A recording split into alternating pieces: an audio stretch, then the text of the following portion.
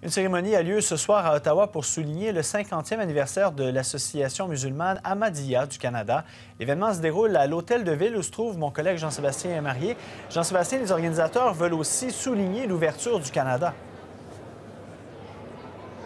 Voilà, Jonathan, parce qu'expliquons que la communauté musulmane Ahmadiyya est une très petite communauté. Selon les responsables de l'association, ils sont moins de 50 000 membres au Canada et ailleurs dans le monde, c'est une communauté qui est parfois persécutée. Alors, le président de l'association à qui j'ai parlé un peu plus tôt me disait que le Canada a accueilli sa communauté à bras ouverts. Il dit « Nous sommes des Canadiens à part entière ». D'ailleurs, son association est toujours l'une des premières à réagir lorsque des attentats terroristes se produisent quelque part. Il dit les djihadistes ne nous représentent pas et ils font plutôt mal à notre communauté. Alors, il veut mettre les choses au clair, il veut démontrer une ouverture. Je vous invite à l'écouter. We are appreciative of the good things we have received in this country. We love this country. We are loyal to this country.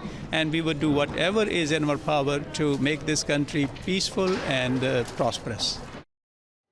Et Jean-Sébastien, il y a plusieurs élus qui sont attendus ce soir à cet événement. C'est notamment le cas du maire Jim Watson, du chef du service de police d'Ottawa, Charles Bordelot. Il y aura également des députés, des élus municipaux. J'ai parlé un peu plus tôt avec le député libéral Andrew Leslie qui disait, écoutez, effectivement, le Canada est une terre d'accueil. Nous sommes heureux de pouvoir accueillir ces gens-là qui, ailleurs, ne peuvent pas vivre pleinement leur religion et leur culture. Je vous invite à l'écouter.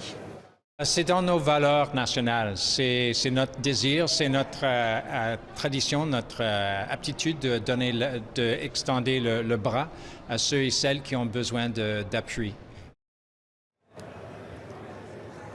Alors, vous le voyez derrière moi, Jonathan, les choses se mettent tranquillement en branle. Il y aura un discours d'ouverture dans les prochaines minutes. Par la suite, le maire Jim Watson et d'autres dignitaires prendront la parole. L'événement devrait se conclure vers 20 h.